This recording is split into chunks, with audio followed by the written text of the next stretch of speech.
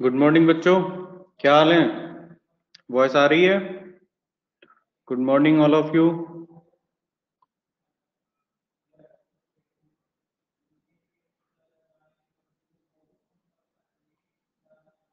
Hello बच्चों, voice आ रही है क्या?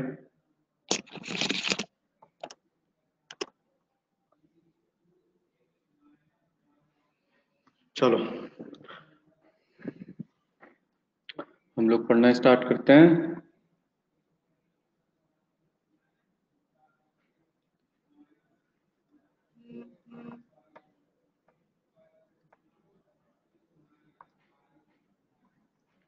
चैप्टर का नेम लिखो बेटा, द लिविंग वर्ल्ड।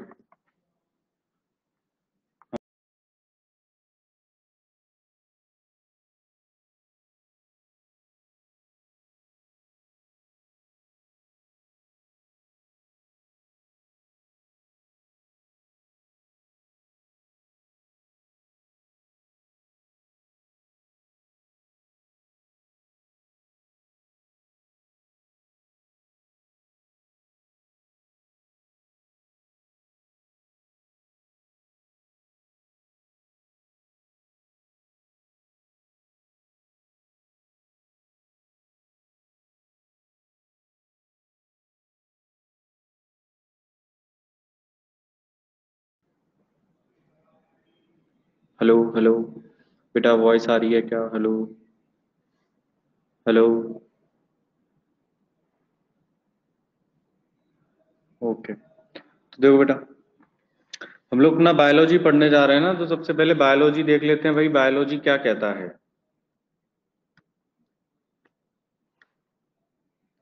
ठीक है,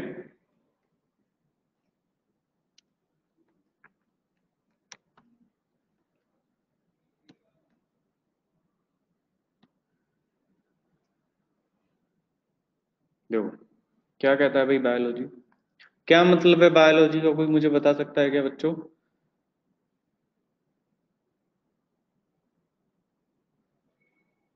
देखो क्या मतलब होता है बेटा, ये जो बायोलॉजी है ना, ये दो टर्म से मिलके बना हुआ है। कौन कौन से? एक तो होता है बेटा बायोस, जिसका मतलब होता है लाइफ। बायोस का मतलब क्या है? लाइफ। और दूसरा वर्ड होता है बेटा लोगोस, जिसका मतलब होता है स्टडी।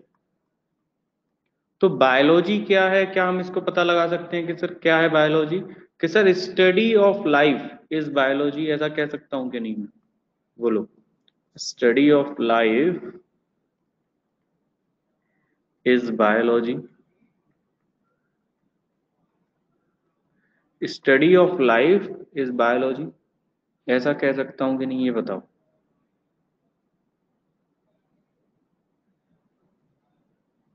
है ना?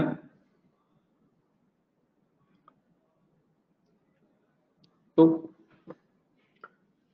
सर इसकी एक डेफिनेशन और लिख सकते हैं ऐसे कि सर बायोलॉजी जो है, biology is the science of life forms and living processes and living process. तो भाई यानी बेटा बायोलॉजी एक ऐसा सब्जेक्ट है जिसमें आपको ना कोई फिजिक्स लगानी है, ना कोई मैथमेटिक्स लगाना है, ना कुछ लगाना है। केवल यहाँ पे हम केवल अपनी बात करेंगे, और किसी बायोलॉजी में हम केवल लिविंग ऑर्गन्स की स्टडी करते हैं, और किसी की स्टडी नहीं करेंगे। ना हम इसकी ये जो दीवार स्टडी करेंगे, ना ये जो फैन लगा हुआ है इसकी स्टडी नहीं होगी, ये एसी लगा हुआ है इसकी भी स्टडी नहीं होगी। केवल हम किसके बारे में बात करेंगे? हम केवल अपने बारे में बात करेंगे। और जो भी होगी वहां पे कोई भी इमेजिनरी बात नहीं की जाएगी। समझे क्या? कि बेटा मैंने ऊपर फेंक दिया किसी को तो वो नीचे आएगा तो उसकी कितनी हड्डियां टूटेंगी, है कि नहीं? कि सर वो ऊपर उड़ेगा कि नहीं उड़ेगा, शक्तिमान तो नहीं बन जाएगा। ऐसी कोई भी बात नहीं, यहाँ पे हम नहीं करेंगे। केवल हम खुद की बात करेंगे, कोई भी इमेजिनरी बात नहीं होगी। समझे क्या? बायोलॉजी के अंदर ऐसा हम कुछ भी नहीं पढ़ेंगे। मैथमेटिक्स की बात नहीं होगी कि सपोज लेट देयर फोर, कुछ भी ऐसी बात नहीं होगी। Is it clear? तो ये एक ऐसा सब्जेक्ट है कि जिसमें जिंदगी भर केवल अपने ही बारे में बात करेंगे। आप में से कौन कौन से बच्चे हैं जो फर्स्ट बैचेस में आए थे, फर्स्ट क्लास में?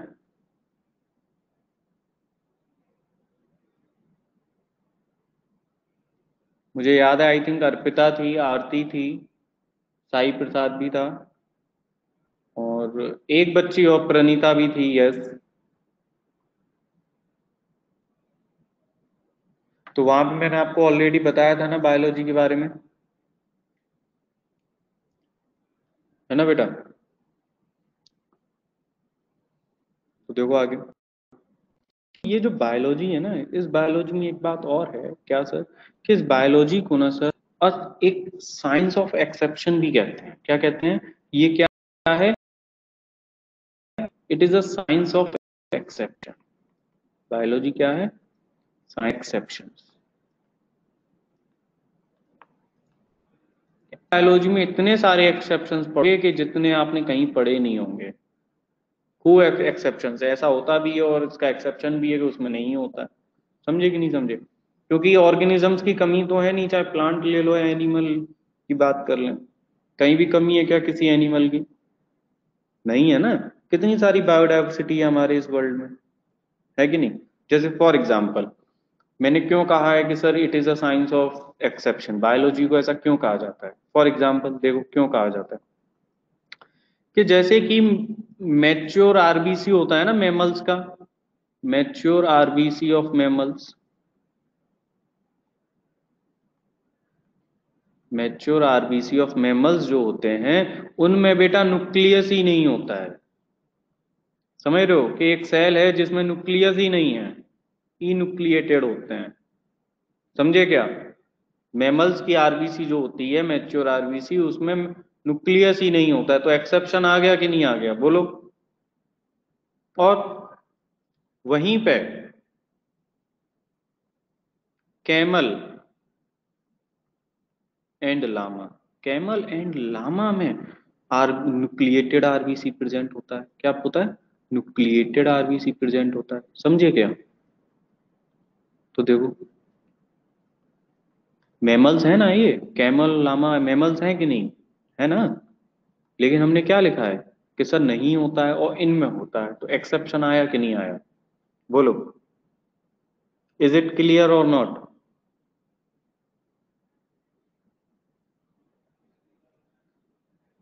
चिल्ड्रन, नोट कर लिया यहां तक? बेटा नोट कर लिया क्या यहां तक? यस, नहीं तो फोटो स्क्रीनशॉट ले लो, बाद में लिख लेना, कोई दिक्कत नहीं है।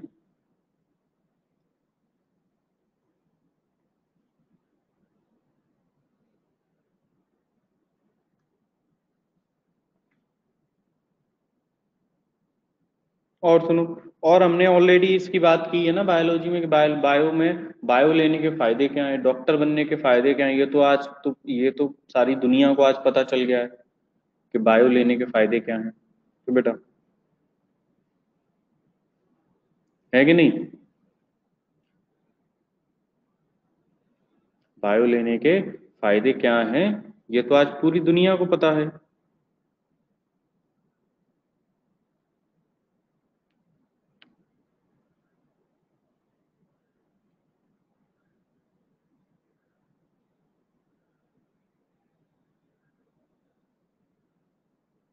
क्या होगा बेटा? सर लाइमा, LAI, आई आएगा यहाँ पे, LAI, लाइमा।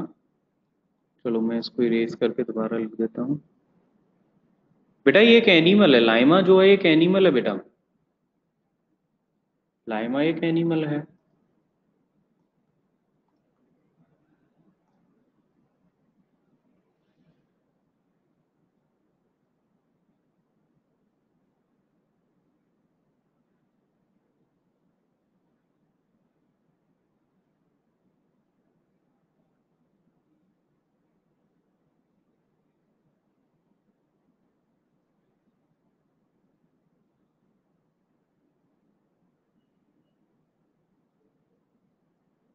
और सुनो बेटा आगे, ये नोट हो गया।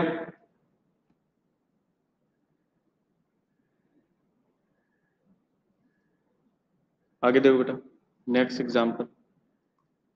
बेटा क्या होता है कि आपने रूट्स पढ़े हैं, प्लांट्स पढ़े हैं आपने, तो भाई प्लांट्स पढ़े हैं ना।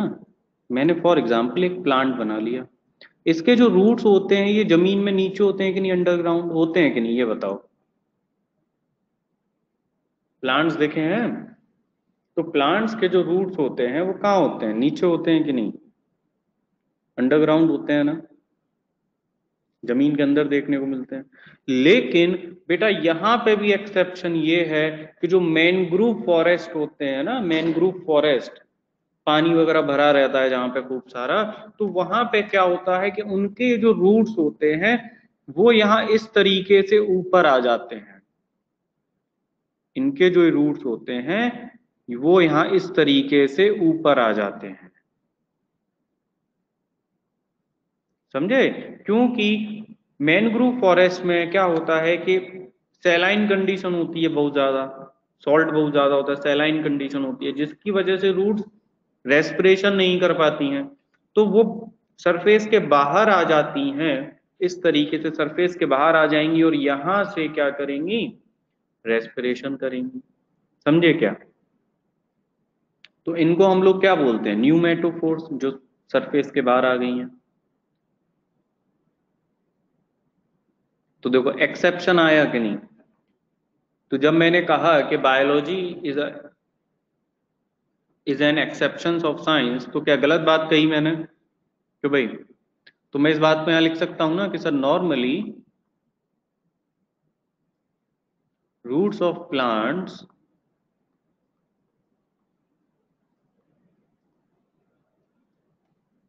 आर पॉजिटिवली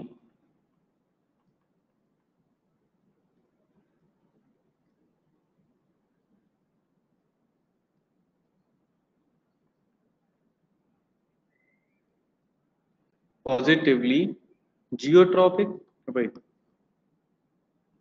पॉजिटिवली जियोट्रॉपिक होती है ना, क्योंकि अंडरग्राउंड सर मूव करती हैं वो, है कि नहीं।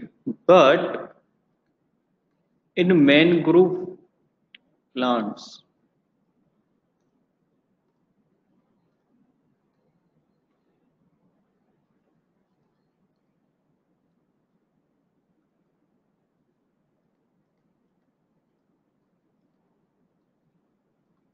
बट इन मैनग्रोव प्लांट्स, जैसे कि क्या एग्जांपल है, राइजोफोरा, ऑलरेडी पूछ चुके हैं मेडिकल एग्जाम में।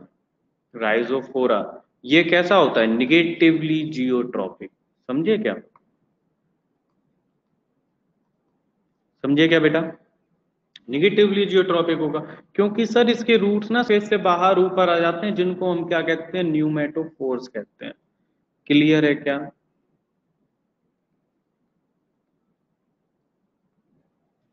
Is it clear, is it clear.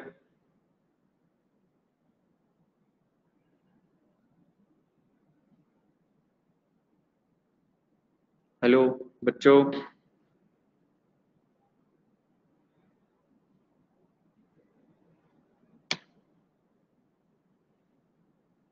अब देखो आगे, और क्या कहते हैं, जैसे कि देखो आपने सुना होगा, आपने पढ़ा भी होगा कि जो जेनेटिक मटेरियल होता है वो डीएनए होता है कि नहीं होता है।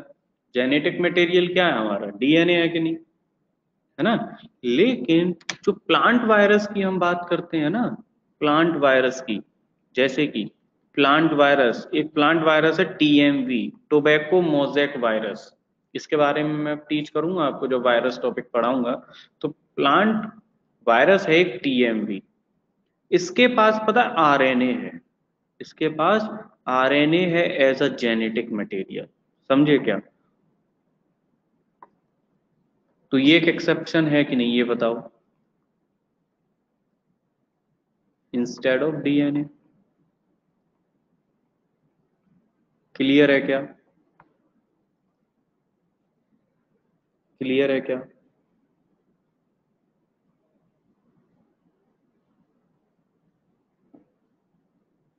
और भी बहुत सारे एग्जाम्पल्स हैं, एग्जाम्पल्स की कहीं कोई कमी नहीं है, ये नोट करो, ये नोट कर लो।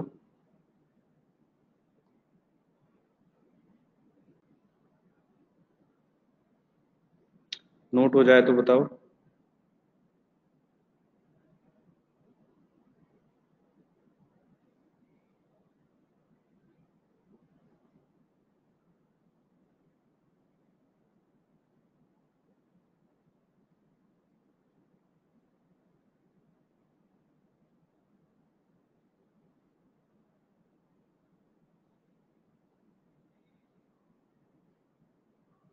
नोटेड।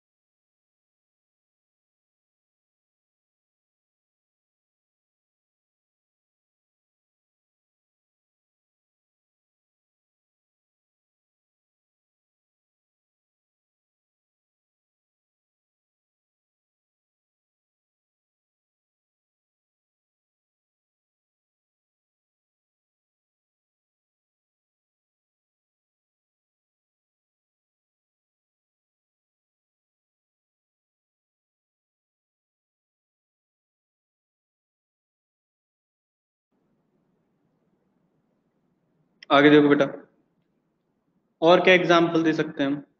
और क्या एग्जाम्पल दे सकते हैं? जैसे फॉर एग्जाम्पल क्रोकोडाइल, आपने सुना है?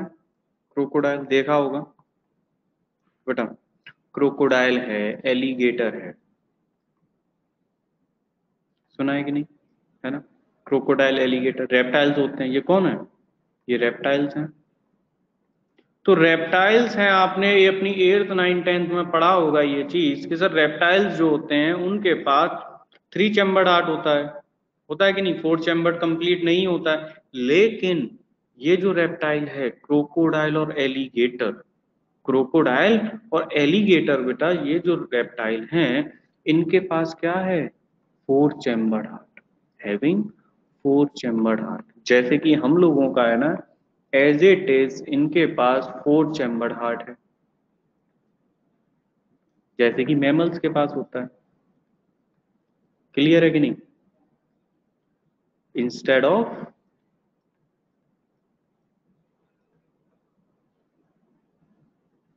Incomplete 4 chambered heart. समझे क्या? तो एक्सेप्शन समझ में आया कि सर एक्सेप्शंस की तो कमी नहीं है।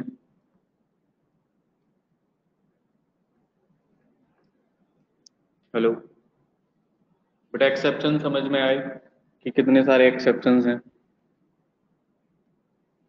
है ना? तो कमी नहीं है। इसीलिए बायोलॉजी को ना एक्सेप्शंस ऑफ साइंस इसीलिए कहा जाता है कि यहाँ पे चीजें हैं भी और नहीं भी हैं। तो यहाँ पे ज्यादा दिमाग नहीं लगाना है कि भाई नहीं ऐसा क्यों नहीं है। यहाँ पे कोई फिजिक्स नहीं लगेगी, कोई मैथमेटिक्स नहीं लगेगा। समझे कि नहीं? तो फिजिक्स को फिजिक्स की तरह पढ़ना है, बायोलॉजी को बायोलॉजी की तरह पढ़ना है।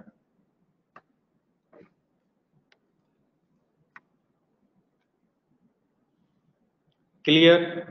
नोट हो गया? तो बायोलॉजी को मैं क्या लिख सकता हूँ अभी? तो एक बात बताओ, हम सब लोग बैठे हैं, कहाँ पे बैठे हैं? अर्थ पे बैठे हैं कि नहीं? कि भाई हम लोग जो स्टडी कर रहे हैं लाइफ की, कहाँ पे कर रहे हैं? अर्थ पे कर रहे हैं कि नहीं? ऐसा थोड़ी आप में से कोई ऐसा है जो जुपिटर पे, मार्स पे बैठा है? कि भाई ऐसा कोई है क्या? कोई भी नहीं होगा। है ना? तो सर ये जो स्टडी जो हो रही है वो कहाँ पे हो रही है? बायोलॉजी की अर्थ पे हो रही है ना? तो सर ऐसा नहीं लिख सकते क्या कि biology is the story of life on earth? भाई इस अर्थ पे लाइफ की क्या स्टोरी है वो सब हम कहाँ पढ़ते हैं? बायोलॉजी में पढ़ते हैं ना। कभी सुना है फिजिक्स में पढ़ते हो? तो भाई सुना है क्या बच्चों कभी भी? नहीं सुना होगा आपने। और क्या लिख सकते हैं सर? सर एक डेफिनेशन और लिख सकते हैं कि biology is the story of evolution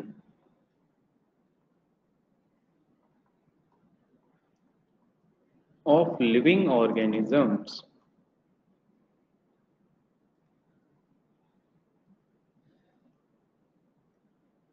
on earth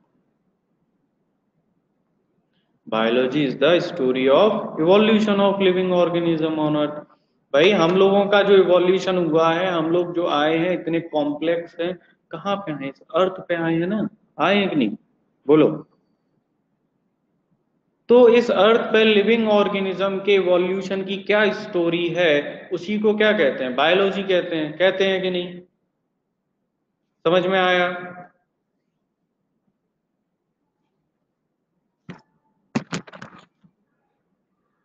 clear बच्चों? देखो, मन में कोई भी डाउट मत रखना, ठीक है कि नहीं? मन में कोई भी डाउट मत रखना, जो है एकदम फ्री फील करो पूछने के लिए। नहीं समझ में आए मैं 50 बार आपको बताऊंगा, ठीक है ना? हमारा एक ही मोटिव है कि आपका सिलेक्शन, ठीक है कि नहीं? बायोलॉजी 360 मार्क्स की आएगी और हमें 360 मार्क्स ही चाहिए आउट ऑफ। क्लियर?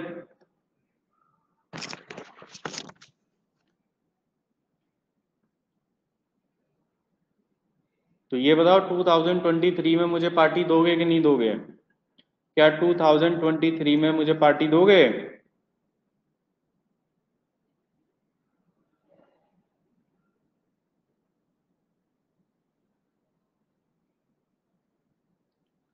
केवल 2-3 बच्चे ही पार्टी देंगे बस?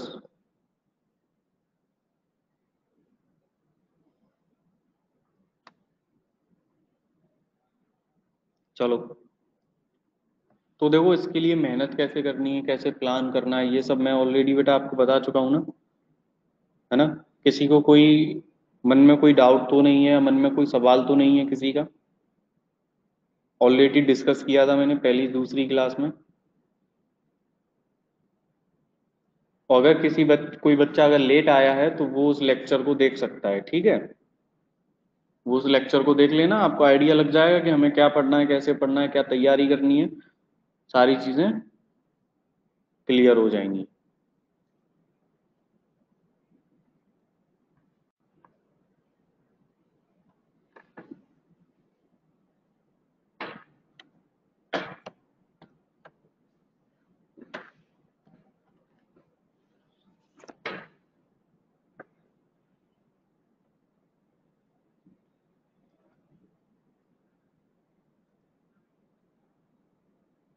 चलो आगे देखते हैं। तो बेटा क्या था कि जो अर्ली मैन थे ना, अर्ली मैन मतलब पहले जो लोग हुआ करते थे, अर्ली मैन, वो क्या बोलते थे कि भाई देखो, चीजें लिविंग भी हैं और नॉन लिविंग भी हैं, है ना? चीजें लिविंग भी हैं और नॉन लिविंग भी हैं, है कि नहीं? बोलो। तो जो अर्ली मैन होते थे, अर्ली मैन मतलब पुराने टाइम पे अर्ली मैन, उन्होंने कैसे डिफरेंस किया? तो उन्होंने क्या बोला कि भाई जो लिविंग थिंग्स हैं, जो क्या हैं, जो लिविंग बीइंग्स हैं, उनको तो उन्होंने बोला क्या? एनिमेट। क्या बोला? एनिमेट। पुराने टाइम पे लोग इस्तेमाल करते थे इस वर्ड को, एनिमेट को, जिसका मतलब था लिविंग बीइंग्स। और नॉन लिविंग के लिए वो लोग क्या बोलते थे? नॉन लिविंग थिंग्स के लिए इनएनिमेट। समझे क्या? इनएनिमेट। क्लियर? अर्ली मैन जो थे लिविंग बीइंग्स को एनिमेट बोला करते थे और नॉन लिविंग थिंग्स को इनएनिमेट बोला करते थे, ठीक है ना? उनको जो भी नॉलेज थी नेचर की, जो भी उनको नॉलेज हुआ करती थी, उसके बेसिस पे वो एनिमेट और इनएनिमेट इस्तेमाल किया करते थे। क्लियर है क्या? Clear everyone?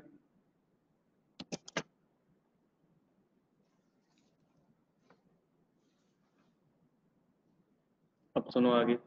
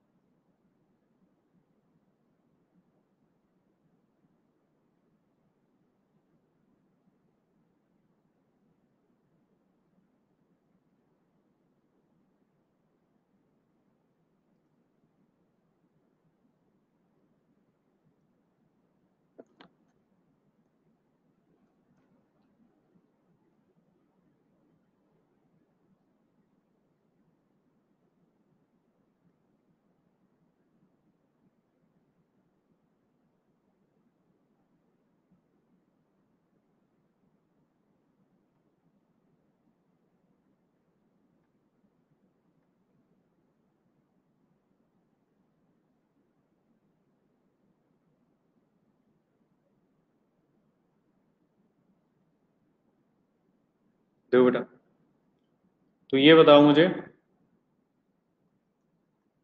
बायोलॉजी पढ़ रहे हैं ना, फादर ऑफ बायोलॉजी बताओ,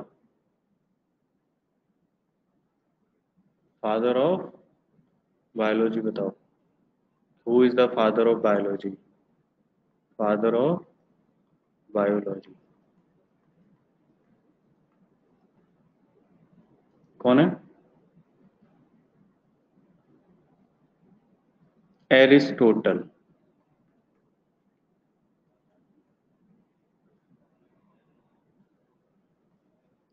एरिस्टोटल, वेरी गुड, कई बच्चों ने आंसर दिया, ओमकार, प्रणीता, साई प्रसाद, यशवंत, अरिस्टोटल है। अब ये बताओ, फादर ऑफ बॉटनी कौन है?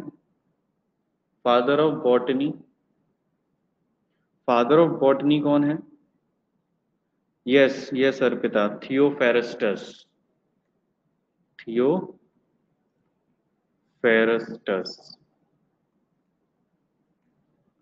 थियोफेरेस्टस। अच्छा ये बताओ, फादर ऑफ जूलॉजी कौन है? एरिस्टोटल। अब आप कहेंगे सर ये फादर का हम क्या करेंगे यहाँ पे? बेटा बायोलॉजी में ना ये जो फादर है ना, फादर्स की कमी नहीं है, इतने सारे फादर हैं, तो इन फादर के नाम पे ही क्वेश्चन आ जाता है, who is the father of this, who is the father of this, समझे क्या? तो father of biology, father of botany, father of zoology, ऐसे कर करके बहुत सारे क्वेश्चंस पूछे जाते हैं, ठीक है, प्रीवियसली पूछे गए हैं पहले। क्लियर है? अब सुनो आगे। अब ये एक बात बताओ मुझे कि ये जो तीनों नाम आपको याद हैं, अगर आज से 2 महीने बाद मैं पूछूं तो, अगर क्वेश्चन आएगा कि who is the father of biology या who is the father of botany, और ऑप्शंस में अरिस्टोटल भी हो, थियोफेरेस्टस भी हो, तो आप कंफ्यूज तो नहीं होंगे कि कौन थे, अरिस्टोटल थे या थियोफेरेस्टस? 2 महीने बाद भी याद रहेगा क्या? बोलो, भूल जाओगे, है ना?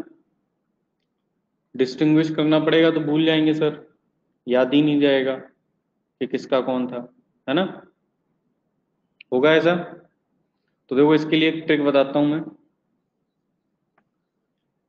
ट्रिक देखो, कि कभी कोई टेंशन ही नहीं रहेगी इसके लिए, कि टकले भैया, टकले भैया आगरा जाओ, टकले भैया आगरा जाओ, है ना? टकला मतलब, टकला मतलब मैंने इसको याद रखने के लिए बोला है, टकला मतलब a person who don't have hair on his head ना, तो उसको टकला बोलते हैं, बाल चले जाते हैं बुढ़ापे में, तो देखो टकला, तो टकले से क्या हो गया? थियोफेरेस्टस, क्या हो गया? थियोफेरेस्टस। और भैया से क्या हो गया? बॉटनी, समझे क्या?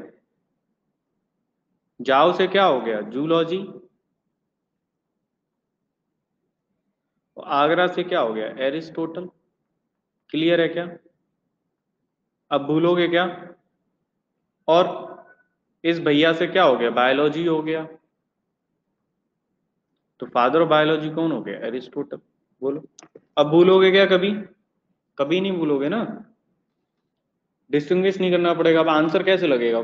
तुरंत लगेगा, जैसे ही देखोगे फादर ऑफ बायोलॉजी, तुरंत अरिस्टोटल, सोचना ही नहीं है उसमें कि भाई, इसीलिए तो बायोलॉजी के 90 क्वेश्चन 30 मिनट्स में हो जाते हैं, समझे क्या? तो रट्टा नहीं मारना है हमें हर चीज का, बहुत बड़ा सिलेबस है, इतना नहीं याद रख सकते, हमें उसके लिए स्मार्ट स्टडी करनी पड़ेगी, कैसे याद रखें, कुछ क्रिएटिविटी करनी पड़ेगी कि जब आंसर लगाएं तो उसमें टेंशन ना आए। Is it clear?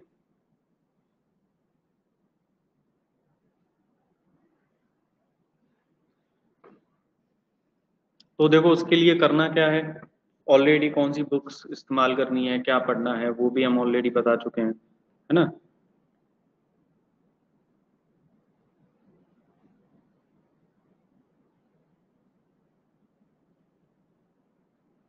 क्लियर है?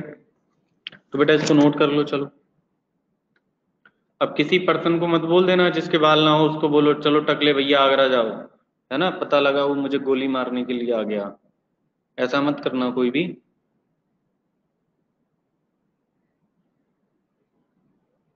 ठीक है, नोटेड। यस बेटा, MTGN 32 ईयर्स, यस बेटा।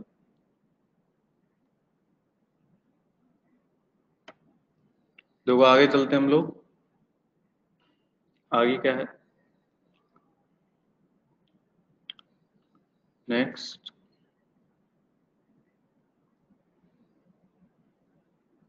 What is living. अब मेरा क्वेश्चन है, जो हमारा चैप्टर है लिविंग वर्ल्ड, तो उसमें मेरा सबसे पहला क्वेश्चन ये है कि व्हाट इज लिविंग, तो भाई है ना, हमारा चैप्टर कौन सा है, हम कौन सा चैप्टर पढ़ रहे हैं, द लिविंग वर्ल्ड, ये पढ़ रहे हैं ना, द लिविंग वर्ल्ड। तो ये लिविंग वर्ल्ड क्या है, क्या है ये लिविंग वर्ल्ड, कोई बताएगा मुझे। व्हाट इज लिविंग की तो बात हम बाद में करेंगे, सबसे पहले ये बताओ कि द लिविंग वर्ल्ड जो लिखा है क्या है, मतलब इसका द लिविंग वर्ल्ड।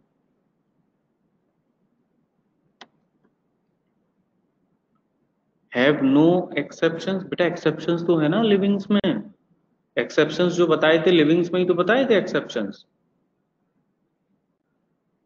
क्या लिखा है आपने, एक्सपेक्टेशंस, अच्छा हैव नो एक्सपेक्टेशंस, मतलब समझा नहीं मैं इसका मतलब, हैव नो एक्सपेक्टेशंस का क्या मतलब है यहाँ पे।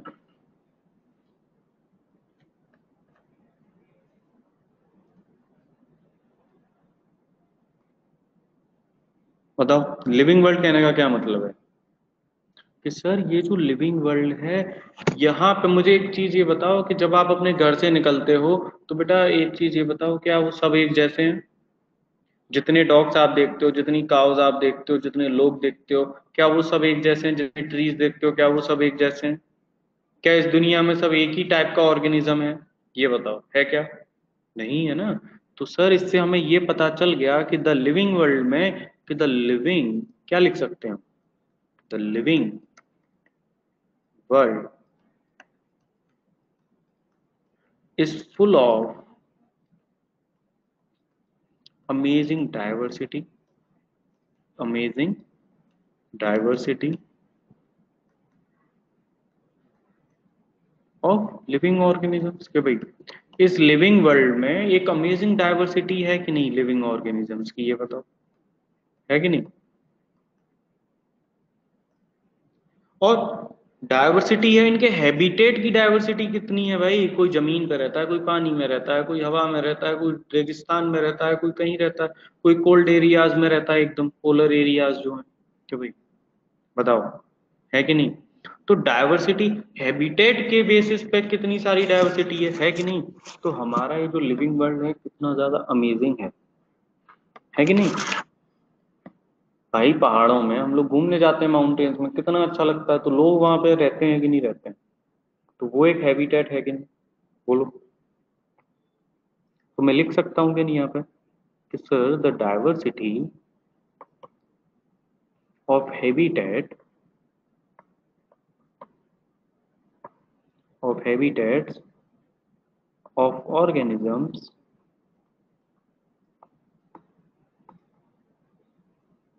is also very vast,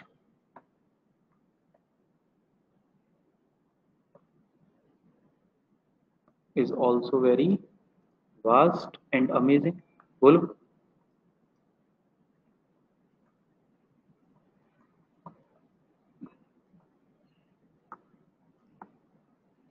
है कि नहीं।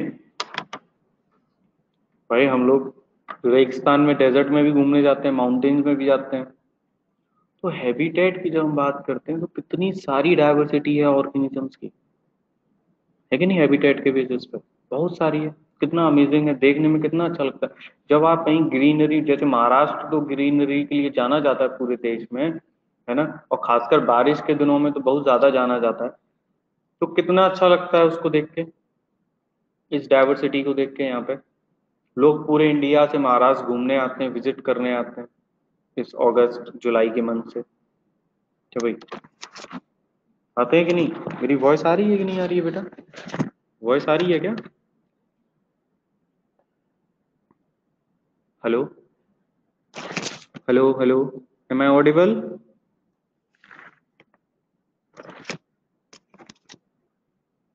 क्लियर, समझ में आया। तो लिविंग वर्ल्ड क्या है सर? लिविंग वर्ल्ड वो है जहां पे ना लिविंग ऑर्गेनिजम्स की एक अमेजिंग डाइवर्सिटी है और उनके हैबिटेट की भी सर बहुत ही अमेजिंग डाइवर्सिटी है, बहुत वास्ट है कि नहीं? तो ये हमने अपने लिविंग वर्ल्ड की बात कर ली, है ना। तो अब हम बात करते हैं कि व्हाट इज लिविंग की। क्लियर? ये नोट कर लिया बेटा? क्या ये नोट कर लिया?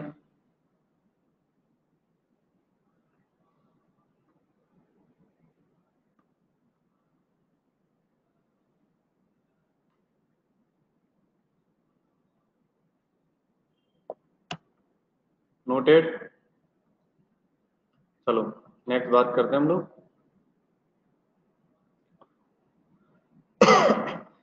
What is living?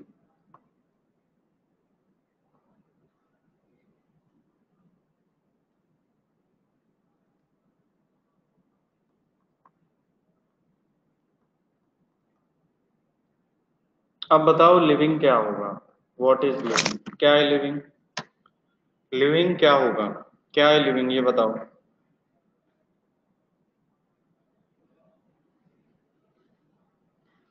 बोलो, what is living?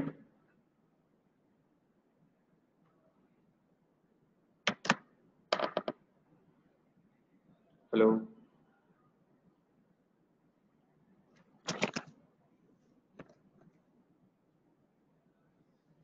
Who need air, water, food, shelter and give response to stimuli. Okay, very good.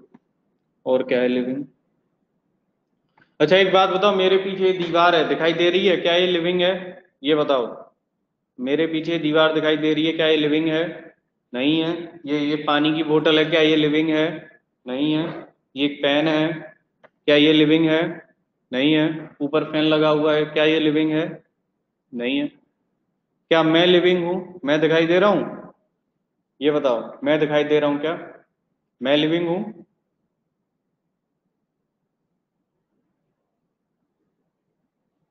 तो यानी कि सर हमने इस दीवार की बात की तो ये नॉन लिविंग है, और हमने आपकी बात की तो आप लिविंग हैं। कोई बच्चा ये तो नहीं कह रहा कि सर आप नहीं है लिविंग, कि भाई। और आप जितने भी क्लास में बैठे हैं, जितने भी बच्चे बैठे हैं, वो सब लिविंग है या नॉन लिविंग? वो सब भी लिविंग है कि नहीं? जिस चेयर पे आप बैठे हैं, क्या वो लिविंग है? बोलो।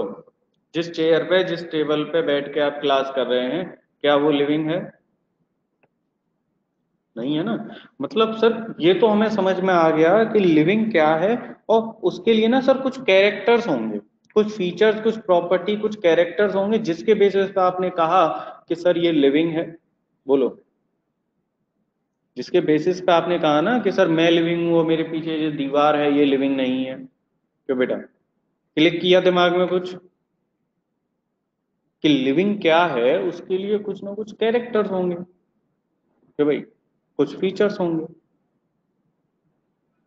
समझे कि नहीं समझे? क्लियर? तो चलो हम लोग बात कर लेते हैं सर कि वो कौन से फीचर हैं, क्या कैरेक्टर्स हैं। कैरेक्टर्स, फीचर्स या प्रॉपर्टीज। तो बेटा आप फीचर बोलिए, आप कैरेक्टर बोलिए, या आप प्रॉपर्टी बोलिए, इन तीनों का मतलब सेम है। एनसीईआरटी पढ़ोगे ना तो उसने कंफ्यूज कर रखा है बच्चों को। कैरेक्टर, फीचर और प्रॉपर्टी, इन तीनों का मतलब है same. Is it clear? Character, feature, property, इन तीनों का मतलब सेम है, अलग अलग नहीं है। तो आप कभी कंफ्यूज हो जाए, सर कैरेक्टर अलग है, ये फीचर अलग है, इसका फीचर का मतलब क्या है, कैरेक्टर का मतलब क्या है, प्रॉपर्टी का मतलब क्या है। तो ये तीनों वर्ड सेम ही है, याद रखना। क्लियर? अब ये जो कैरेक्टर हैं, फीचर्स हैं, प्रॉपर्टी, सर कौन कौन से कैरेक्टर फीचर हैं जिसकी हमें बात करनी है? फॉर एग्जाम्पल कौन कौन से की हम बात करेंगे जिससे हमें पता चलेगा कि भाई ये लिविंग होगा या नॉन लिविंग होगा? देखो बेटा, सबसे पहला होता है ग्रोथ। क्या होता है? ग्रोथ। दूसरा फीचर होता है रिप्रोडक्शन। क्या होता है? रिप्रोडक्शन। तीसरा होता है मेटाबॉलिज्म। क्या होता है? मेटाबॉलिज्म। चौथा होता है कॉन्शियसनेस। कॉन्शियसनेस। पांचवा होता है सेलुलर ऑर्गेनाइजेशन।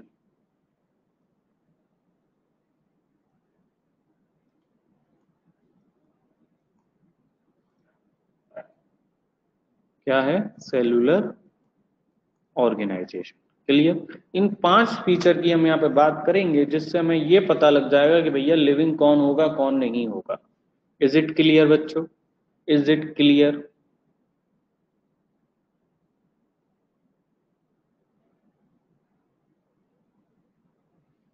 अब सुनो, इसमें भी अब देखो यहाँ पे जादू।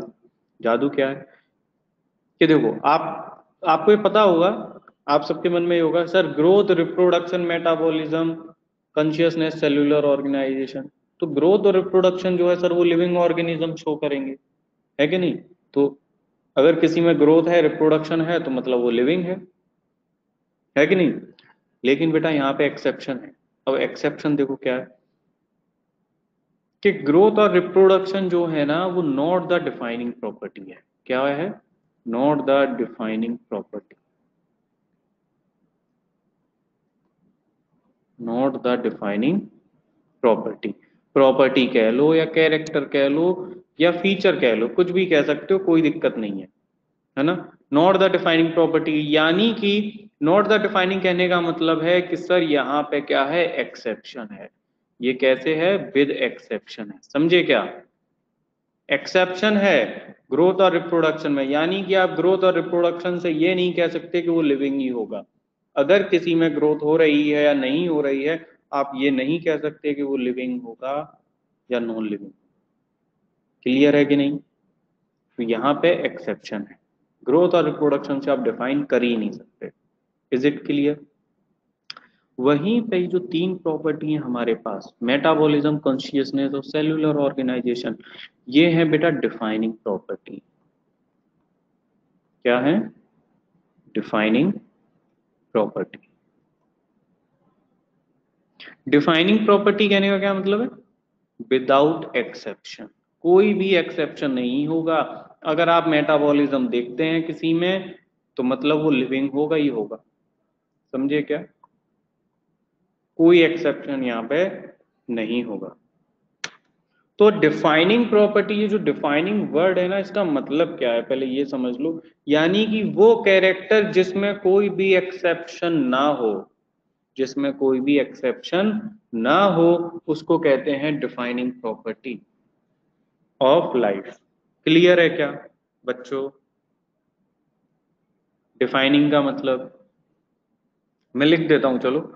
The character which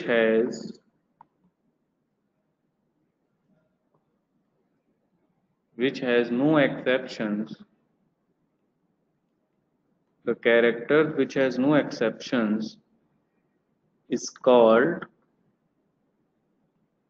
defining property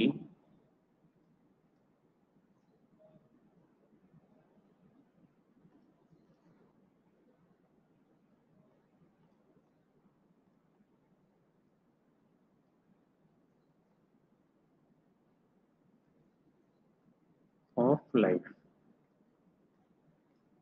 मतलब कहने का ये है कि अगर डिफाइनिंग प्रॉपर्टी है तो उसमें ना बेटा कोई भी लॉ फेल नहीं होगा। समझे क्या? कोई भी लॉ फेल नहीं होगा। लॉ जो है वो एप्लीकेबल होगा ही होगा, कोई एक्सेप्शन देखने को नहीं मिलेगा। क्लियर है क्या?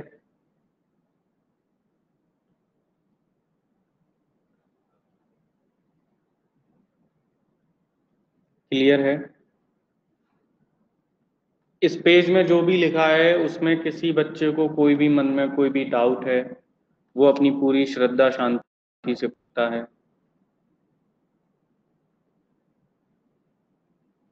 बोलो, किसी के मन में कोई भी डाउट है?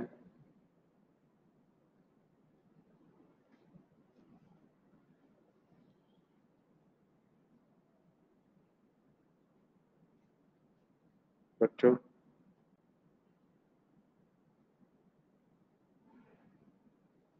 आरती, आदित्य,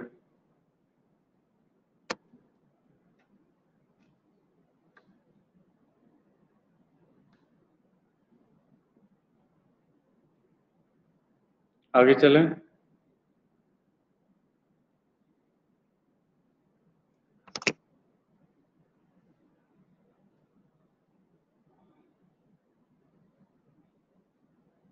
दो बेटा, तो एक एक करके हम लोग बात कर लेते हैं कि सर आपने ग्रोथ को डिफाइनिंग फीचर क्यों नहीं कहा। हम तो ग्रोथ को समझते हैं कि वो लिविंग ऑर्गेनिज्म में ही केवल देखने को मिलेगा, क्योंकि सर हम बचपन से इस चीज को पढ़ते आ रहे हैं। क्लियर है कि नहीं? आपने क्यों नहीं कहा है सर उसको, है ना? तो देखो, सबसे पहली बात हम ये कर लेते हैं, सर ग्रोथ होती क्या है। तो भाई क्या होती है ग्रोथ, ये बताओ। कोई बताएगा क्या है ग्रोथ?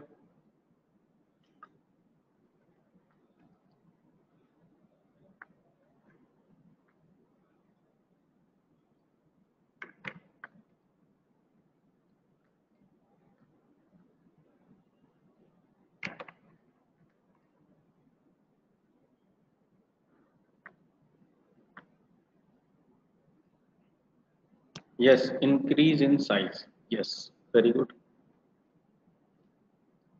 तो देखो बेटा, ग्रोथ क्या होती है।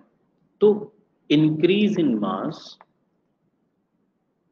इंक्रीज इन मास और overall, overall increase, overall increase in size of a tissue और ऑर्गेनिज्म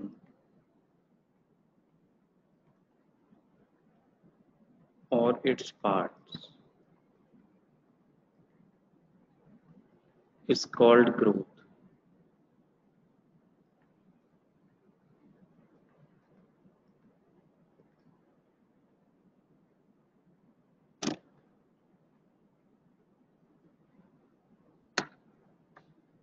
तो ग्रोथ क्या है?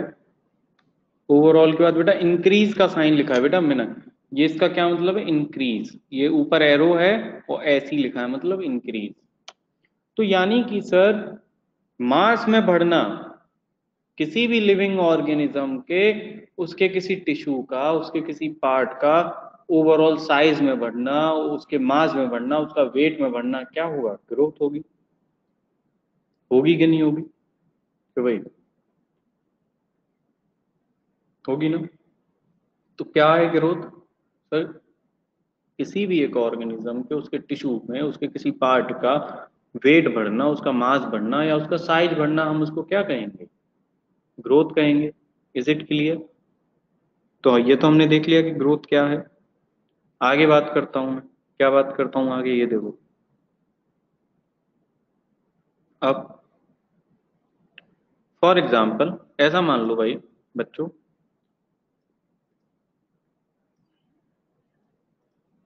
कि ये एक बालक है छोटा सा। ये एक बालक है छोटा सा, है ना? आप इससे आज मिले हो और आज इसकी जो उम्र है वो 1 ईयर का है। ये कितने का है? 1 ईयर का है। 2021 में आप इसको मिले।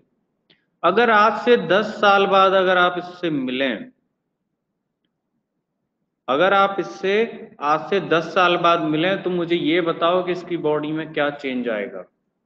बोलो, इस बच्चे की बॉडी में क्या चेंजेस आएंगे? बोलो।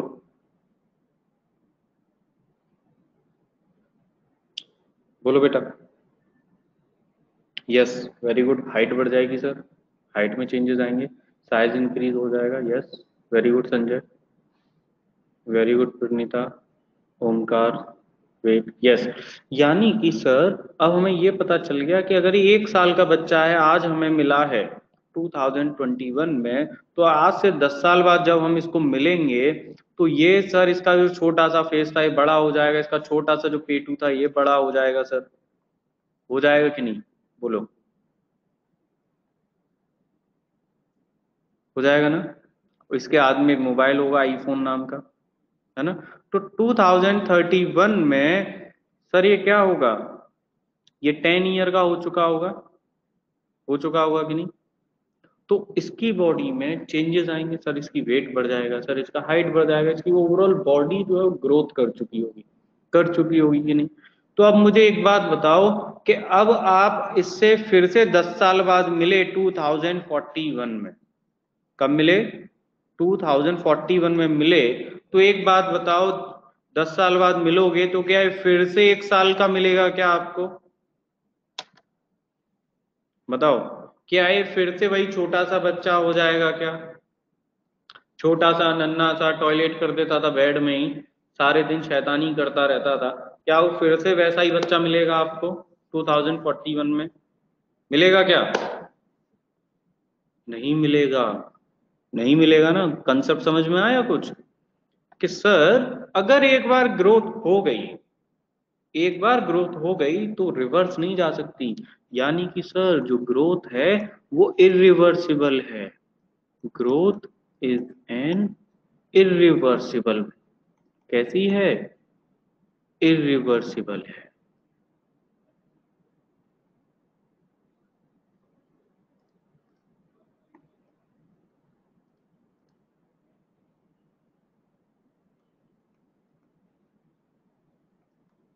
ग्रोथ कैसी है, इरिवर्सिबल है, और कैसी है, परमानेंट है, irreversible and permanent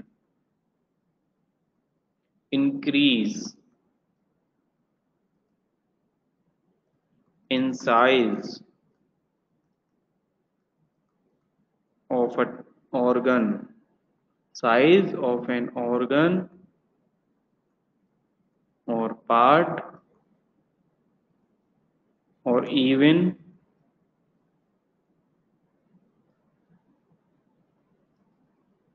of an individual cell।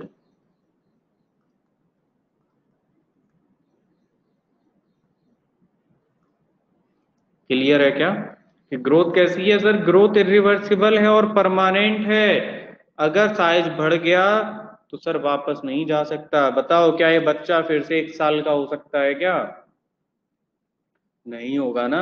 चलो वो छोड़ो, मुझे एक बात बताओ, क्या आप लोग जितने भी बच्चे हैं, क्या अपने बचपन में वापस जा सकते हैं क्या, पॉसिबल है क्या, क्या फिर से अपने बचपन में वापस जा सकते हैं, तो भाई फिर से वही शैतानियां हरकतें कर सकते हैं जो बचपन में करते थे जब 1-2 साल के थे, पॉसिबल है क्या ऐसा,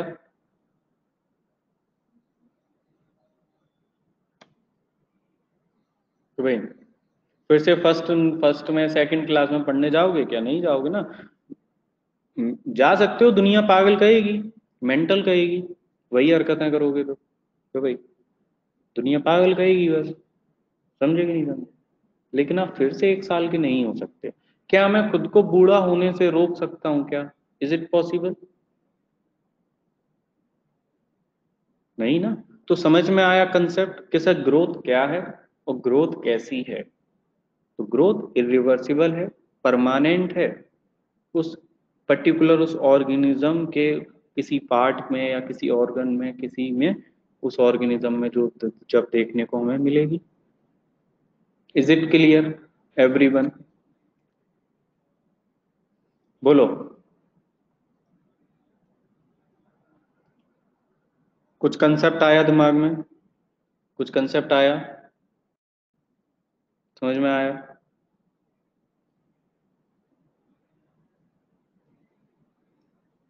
अब सुनो आगे।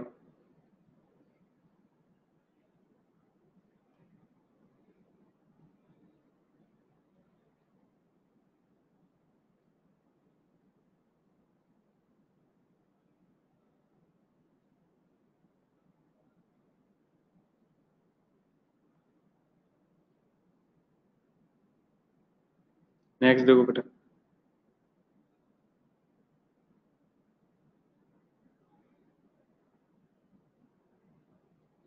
अब इंक्रीज इन मास, अभी देखो एक कंसेप्ट और सिखाता हूं, increase in mass and increase in number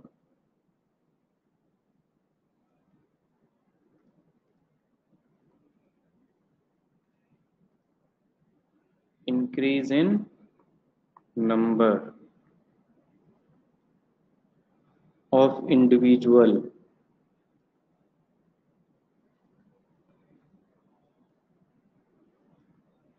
increase in mass and increase in number of individual are twin characters of growth are twin characters of growth।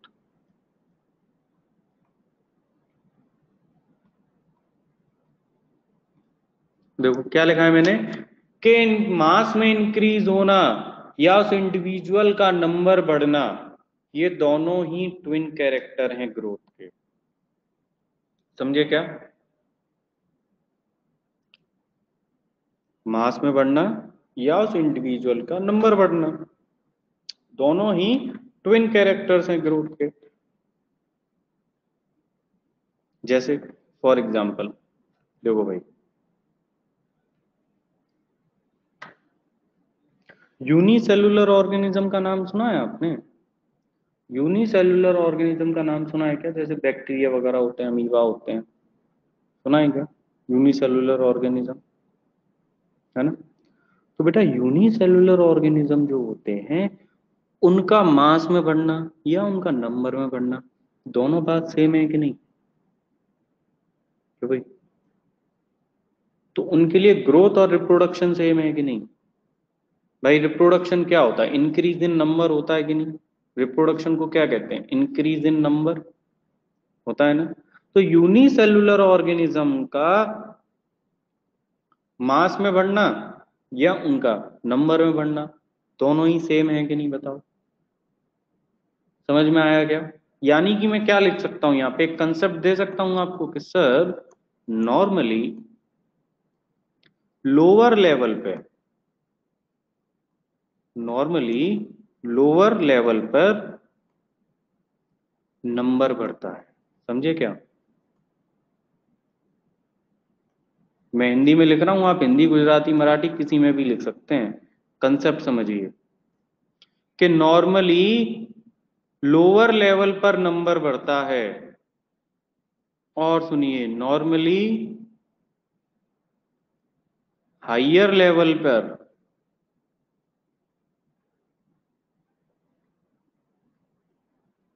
मास बढ़ता है। अब समझ में आया क्या कुछ?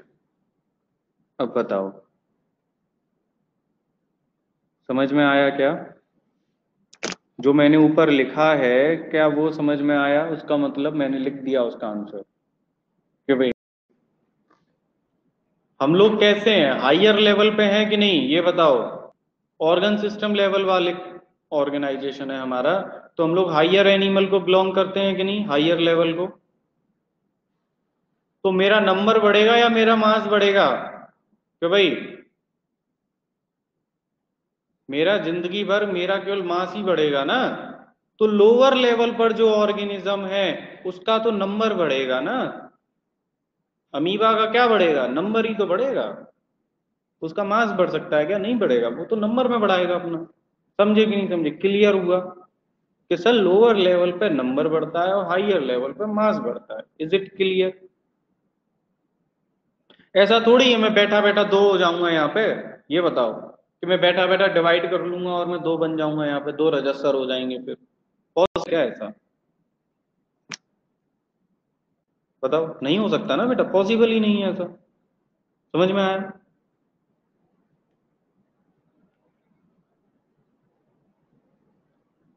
तो हम क्या कह सकते हैं सर? फिर हम ये कह सकते हैं that's why when we talk about when we talk about a unicellular organism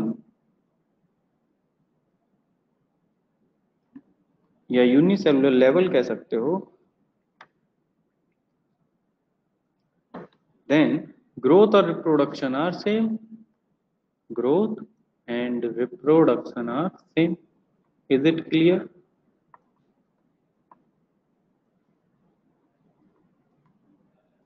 same कह सकते हो या सिनोनियम कह सकते हो।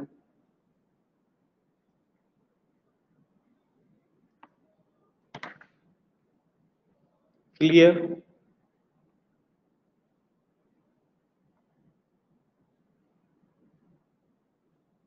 क्लियर है क्या?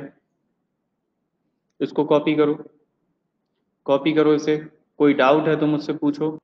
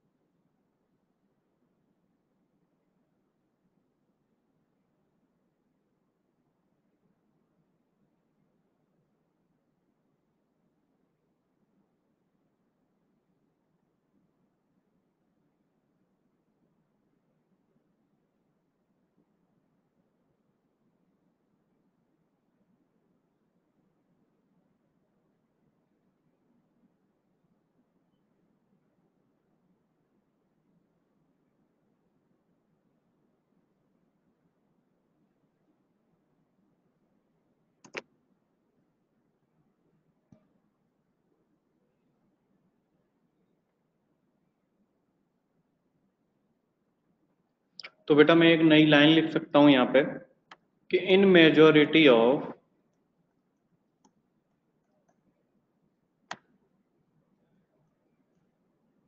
Higher plants and animals, in majority of higher plants and animals,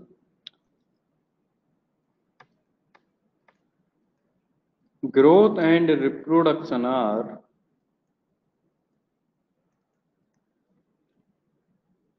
mutually exclusive events।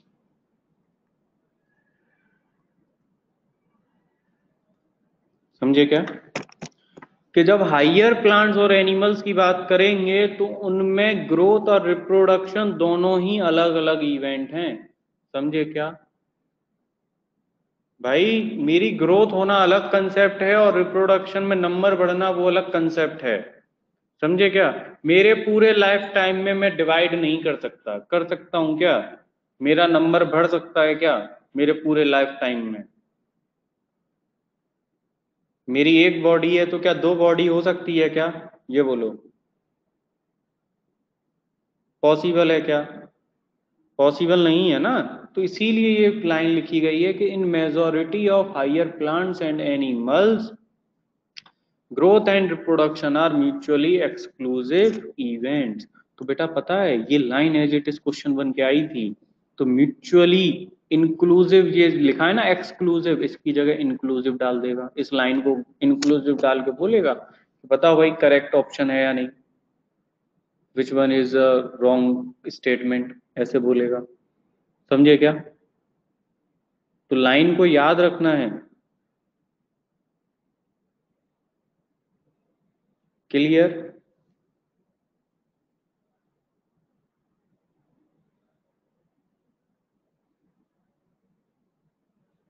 Hello बच्चों, वॉइस आ रही है मेरी?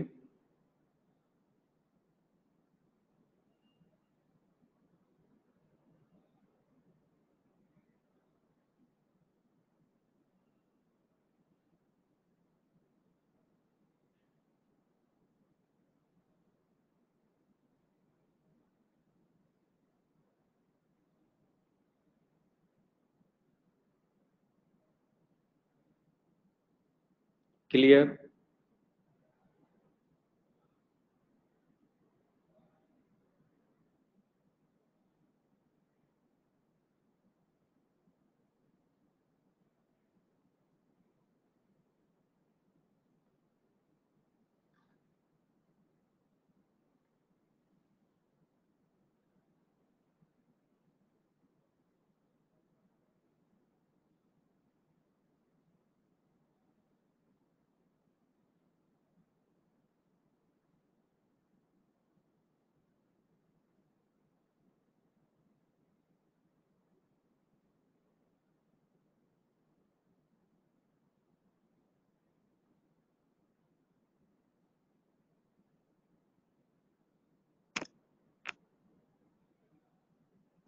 क्लियर?